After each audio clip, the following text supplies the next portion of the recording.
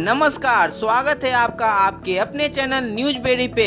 तो देर ना करते हुए शुरू करते हैं आज की टॉप हेडलाइन से।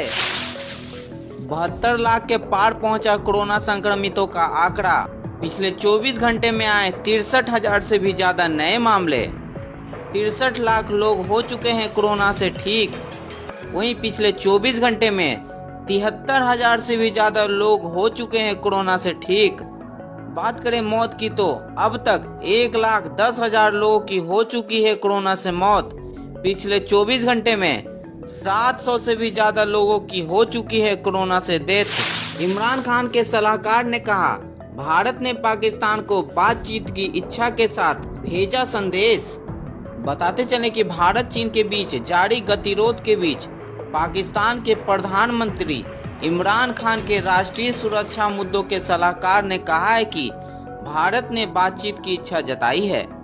राष्ट्रीय सुरक्षा और रणनीति नीति नियोजन पर खान के विशेष सहायक मोईद यूसुफ ने कहा है कि भारत ने पाकिस्तान को बातचीत की इच्छा के साथ एक संदेश भेजा है, लेकिन विवरण देने से इनकार कर दिया। यूसुफ ने यहां तक कहा कि भारत ने बातचीत के लिए कई शर्तें भी रखी है, जिनमें जम्मू कश्मीर में कई बदलाव भी शामिल है। जम्मू कश्मीर की पूर्व मुख्यमंत्री महबूबा मुफ्ती हुई रिहा होने के बाद बोली, 370 हटाना कश्मीरियों के लिए काला दिन। बताते चले कि पीपुल्स डेमोक्रेटिक पार्टी की अध्यक्ष और जम्मू कश्मीर की पूर्व मुख्यमंत्री महबूबा मुफ्ती को रिहा कर दिया गया है। महबूबा मुफ्ती ने अब पहला ट्वीट किया है। उन्होंने कहा कि हर कश्मीरी को अनुच्छेद 370 को वापस लेने के लिए लड़ाई लड़नी होगी।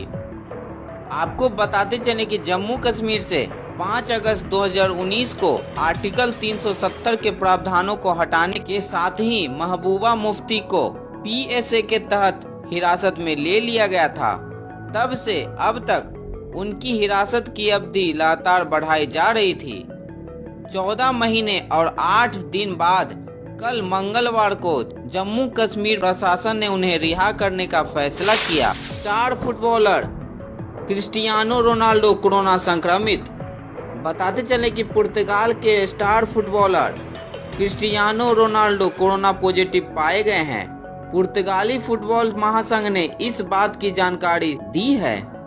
महासंघ ने कहा है कि रोनाल्डो को कोई लक्षण नहीं है और वह ठीक है, लेकिन अब वो सेल्फ क्वारंटाइन रह रहे हैं। महासंघ ने बताया कि मैच से एक दिन पूर्व टीम के सभी खिलाड़ियों को कोरोना टेस्ट कराया गया था, जिसमें रोनाल्डो पॉजिटिव पाए गए। वहीं रोनाल्डो के अलावा बाकी दूसरे सभी खिलाड़ियों की रिपोर्ट नेगेटिव आई है।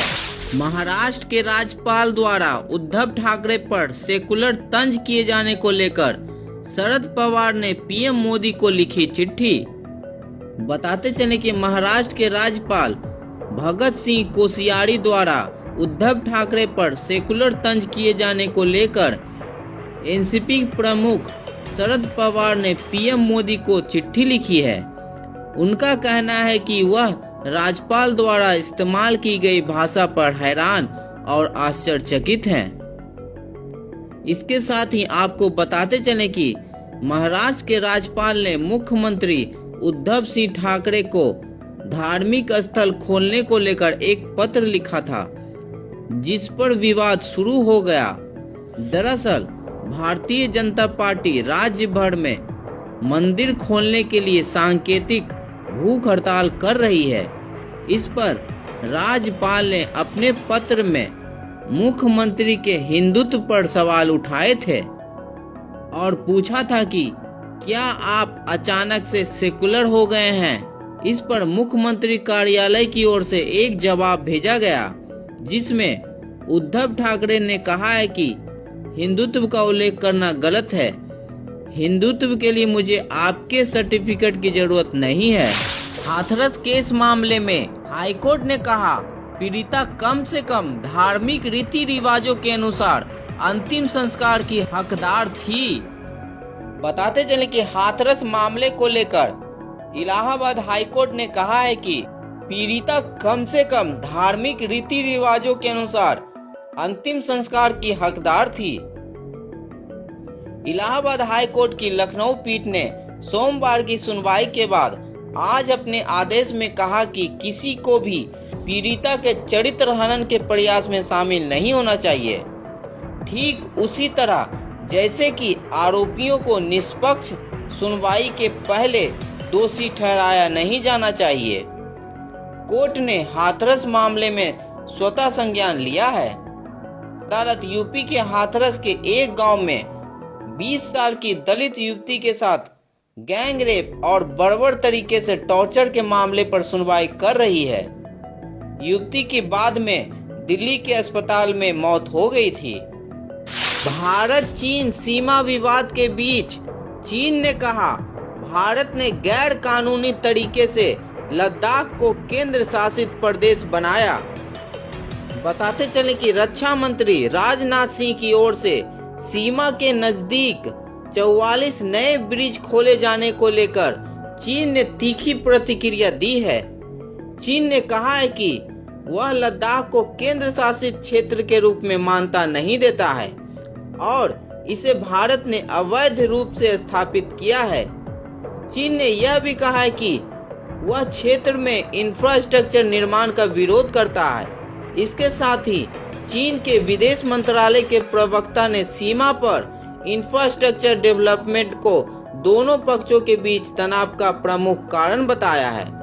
उन्होंने कहा कि किसी भी पक्ष को ऐसी कार्रवाई नहीं करनी चाहिए जिससे कि तनाव में इजाफा हो। कर्नाटक पुलिस ने एक ट्वीट को लेकर बॉलीवुड एक्ट्रेस कंगना रनावत के खिलाफ FIR दर्ज की। बताते चले कि ट्वीट में कंगना रनावत ने विवादास्पद केंद्रीय कृषि बिलों के खिलाफ प्रदर्शन कर रहे किसानों पर कथित तौर पर निशाना साधा था। पुलिस ने मंगलवार को यह जानकारी दी। तनिष्क ने विवादों के बीच हटाया विज्ञापन। बताते चले कि तनिष्क कंपनी के एक ऐड को लेकर सोशल मीडिया पर हुई ट्रोलिंग के बाद कंपनी ने अपने ऐड को वापस ले लिया है। इस बात को लेकर कई बॉलीवुड कलाकारों ने ट्वीट किया और तनिष्क द्वारा अपने ऐड को वापस लेने पर नाराजगी भी जताई।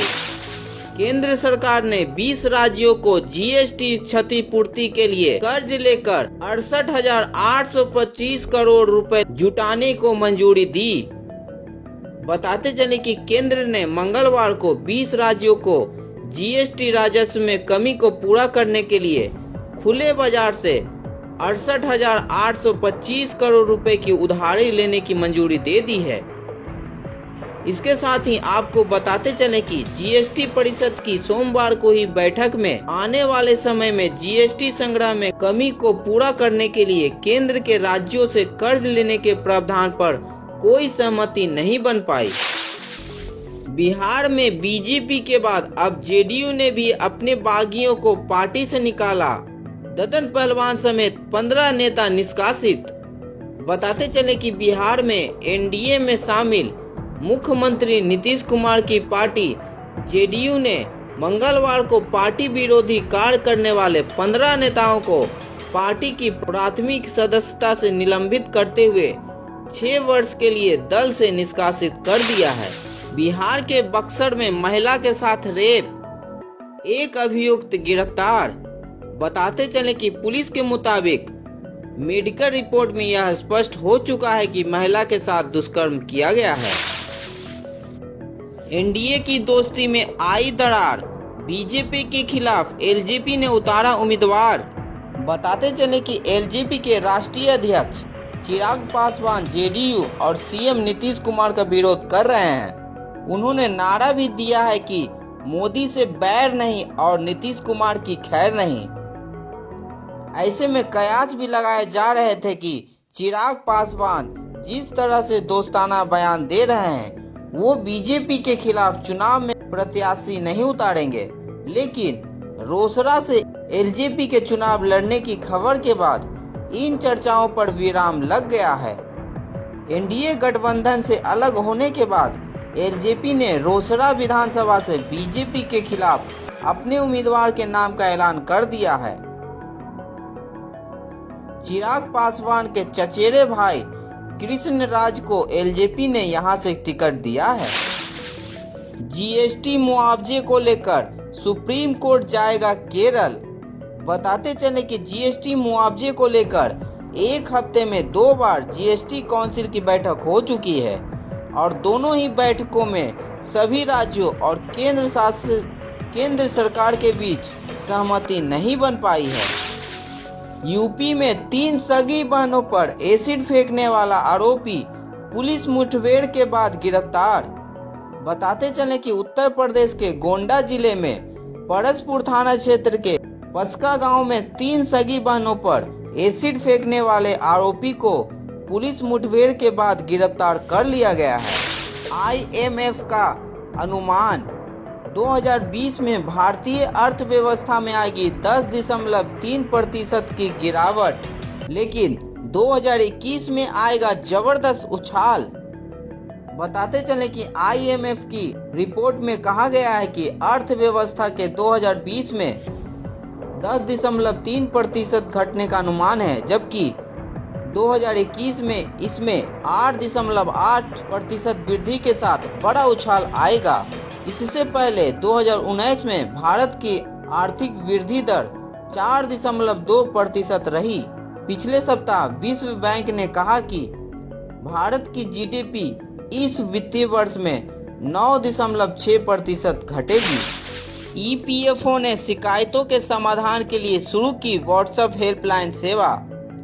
बताते चले कि कर्मचारी भविष्य निधि संगठन ने अपने अंशधारकों की शिकायतों के त्वरित समाधान के लिए व्हाट्सएप हेल्पलाइन सेवा शुरू की है। श्रम मंत्रालय ने मंगलवार को एक बयान में कहा कि यह सुविधा ईपीएफओ के शिकायतों के समाधान के लिए अन्य मंचों के अलावा है। एसएससी ने जूनियर इंजीनियर भर्ती परीक्षा के लिए एप्लीकेशन स्टेटस जारी किया। बताते चले कि एप्लीकेशन स्टेटस से उम्मीदवार जान पाएंगे कि उनका आवेदन एक्सेप्ट हुआ या रिजेक्ट। इसे आप एसएससी की वेबसाइट पर जाकर चेक कर सकते हैं। कमजोर वैश्विक रुख के बीच दिल्ली सराफा बाजार में सोने चांदी के दाम गिरे। बताते चले कि सोने में 133 रुपए और चांदी में 875 रुपए की गिरावट हुई है। 2.5 साल के बाद बाजार में लगातार 9वें दिन तेजी, सेंसेक्स 32 अंक चढ़ा। बताते चले कि मुनाफा वसूली के चलते तेजी कम हो गई, फिर भी बाजार का सेंटीमेंट पॉजिटिव बना रहा। घरेलू बाजार को विदेशी स्टॉक एक्सचेंजों में मजबूती से सपोर्ट मिला। इसके अलावा कोरोना से संक्रमण के नए मामलों में काफी गिरावट आई है।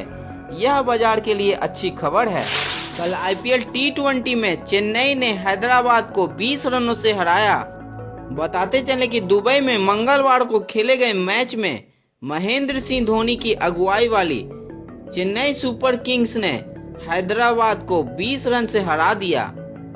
ये हैदराबाद की 5वीं हार है। वहीं इस जीत के बाद चेन्नई की टीम पॉइंट्स टेबल में 6ठे नंबर पर आ गई है। वहीं इससे प्लेऑफ की रेस को रोमांचक बना दिया है। बताते चले कि चेन्नई सुपर किंग्स ने 20 ओवर में 6 विकेट पर 167 रन बनाए। चेन्नई के लिए शेन वॉटसन ने 42 और अंबाती रायडू ने 41 रन बनाए। इन दोनों ने तीसरे विकेट की साझेदारी में 10 ओवर 4 गेंद में 81 रन जोड़े। चेन्नई के लिए आखिरी ओवरों में रविंद्र जडेजा ने बल्ले का दम दिखाया और 10 गेंद में नवाद 25 रन बनाए। वहीं कप्तान महेंद्र सिंह धोनी ने 13 गेंद में 21 रन बनाए। ओपनिंग के लिए आए सैम करन ने 31 रनों का योगदान दिया। वहीं जवाब में हैदराबाद की टीम बल्लेबाजी के लिए आई तो चेन्नई के गेंदबाजों ने शुरुआत से ही दबाव बनाए रखा। हैदराबाद की टीम 20 ओवर में 8 विकेट पर 147 रन ही बना सकी। हैदराबाद के लिए 57 रन बनाने वाले केन विलियमसन टॉप स्कोरर रहे। वहीं गेंद और बल्ले से कमाल दिखाने वाले रविंद्र जडेजा को मैन ऑफ द मैच चुना गया।